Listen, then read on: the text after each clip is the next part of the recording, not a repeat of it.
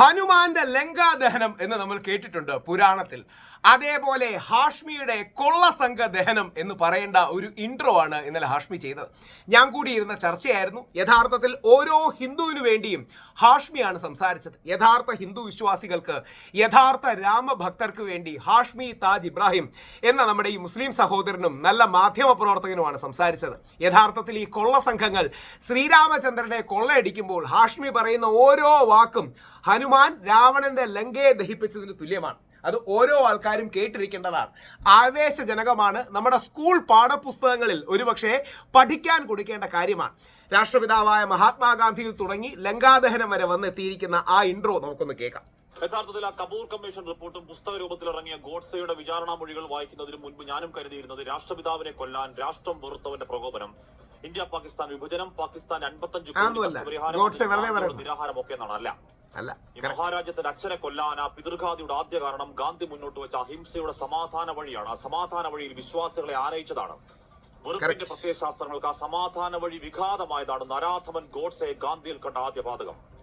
ആഴ്ചകൾക്ക് മാത്രം മുൻപ് ഗോഡ്സെയും ദത്താത്രേയ ആപ്തയും ബോംബെയിൽ പോകുന്നുണ്ട്, സവർക്കറെ കാണുന്നുണ്ട്. മടങ്ങി വന്ന് ഇറ്റാലിയൻ മോഡൽ ബെറേറ്റ തോക്കിൽ നെഞ്ചിൽ കൊണ്ട വെടിയുണ്ടയിൽ വീഴുമ്പോൾ ഗാന്ധി വിളിച്ച ഹേ റാം റാം റാം അതൊരു രാഷ്ട്രീയ മുദ്രാവാക്യമായിരുന്നില്ല, വിശ്വാസിയുടെ അത്താണിയാണ് വിലാപത്തിന്റെ പ്രാർത്ഥന. സംഘപരിവാരത്തിനും പരിവാരത്തിന്റെ രാഷ്ട്രീയ യാത്രയ്ക്ക് മുൻപേ ഉള്ളതാണ് രാമന വിശ്വാസം. ഗാന്ധി അടക്കം കോടിക്കോടി വിശ്വാസികളുടെ നെഞ്ചിലേക്കാണ് വഞ്ചനയുടെ കാഞ്ചിവലിയിൽ വിറങ്ങലിച്ചു പോകുന്നത്. അയോധ്യയിലെ രാഷ്ട്രീയ മനസാക്ഷി അല്ല, വിശ്വാസി മനസാക്ഷി.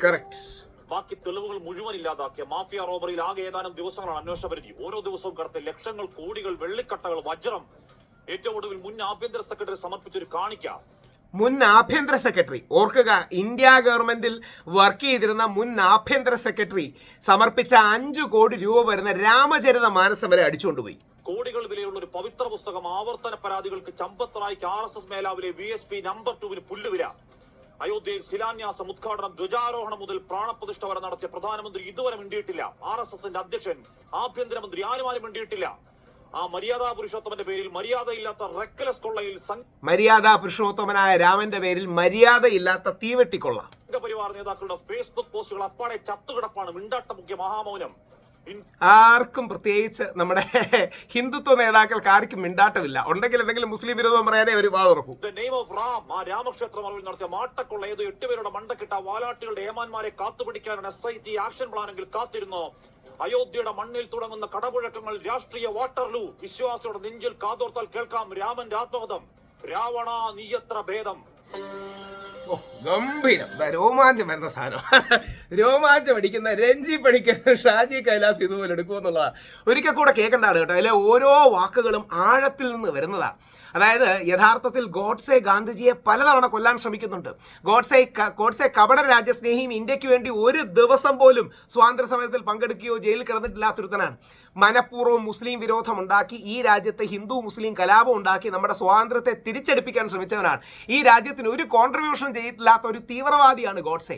ആ ഗോഡ്സെയെ പിൻപറ്റുന്ന പല ആൾക്കാരും ഇന്നും ഉണ്ട് എന്നുള്ളത് വിഷമകരമായ ഒരു സത്യമാണ്. ഈ രാജ്യത്തിന്റെ അച്ഛനെ, ഇതിൽ ഏറ്റവും നല്ല പ്രയോഗം ഞാൻ പല കാലമായി പ്രയോഗിക്കുന്നതാണ്. രാഷ്ട്രപിതാവ് എന്നതിനേക്കാൾ ഈ രാജ്യത്തിന്റെ അച്ഛനാണ് മഹാത്മാഗാന്ധി. ആ രാജ്യത്തിന്റെ അച്ഛനെ കൊന്ന ഗോഡ്സേവാദികൾ തീർച്ചയായും ഈ രാജ്യത്തിന് അപകടമാണ്, ലോകത്തിന് അപകടമാണ്. ആ ഇൻട്രോ ഒന്നുകൂടെ കേട്ട് നമുക്ക് അവസാനിപ്പിക്കാം. യഥാർത്ഥത്തിൽ ആ കപൂർ കമ്മീഷൻ റിപ്പോർട്ടും പുസ്തക രൂപത്തിൽ ഇറങ്ങിയ ഗോഡ്സെയുടെ വിചാരണാ മൊഴികൾ വായിക്കുന്നതിന് മുൻപ് ഞാനും കരുതിയിരുന്നത് രാഷ്ട്രപിതാവിനെ കൊല്ലാൻ രാഷ്ട്രം വെറുത്തവന്റെ പ്രകോപനം, ഇന്ത്യ പാകിസ്ഥാൻ വിഭജനം, പാകിസ്ഥാൻ 55 കോടി നഷ്ടപരിഹാരം, അതിന് ഗാന്ധിയുടെ നിരാഹാരം ഒക്കെ എന്നാണ്. ഈ മഹാരാജ്യത്തിന്റെ അച്ഛനെ കൊല്ലാൻ ആ പിതൃഘാതിയുടെ ആദ്യ കാരണം ഗാന്ധി മുന്നോട്ട് വെച്ച അഹിംസയുടെ സമാധാന വഴിയാണ്. ആ സമാധാന വഴിയിൽ വിശ്വാസികളെ ആനയിച്ചതാണ്.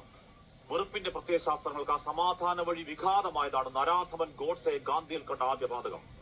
ആഴ്ചകൾക്ക് മാത്രം മുൻപ് ഗോഡ്സെയും ദത്താത്രേയ ആപ്തയും ബോംബെയിൽ പോകുന്നുണ്ട്, സവർക്കറെ കാണുന്നുണ്ട്. മടങ്ങി വന്ന് ഇറ്റാലിയൻ മോഡൽ ബെറേറ്റ തോക്കിൽ നെഞ്ചിൽ കൊണ്ട വെടിയുണ്ടയിൽ വീഴുമ്പോൾ ഗാന്ധി വിളിച്ച ഹേ റാം റാം റാം അതൊരു രാഷ്ട്രീയ മുദ്രാവാക്യമായിരുന്നില്ല, വിശ്വാസിയുടെ അത്താണിയാണ് വിലാപത്തിന്റെ പ്രാർത്ഥന. നമ്മൾ സ്വാമി ശരണം എന്നൊക്കെ വിളിക്കുന്നത് പോലെ ഹേ റാം, അവിടെ റാം റാം ഹേ റാം എന്നൊക്കെ ഉള്ളതാണ്.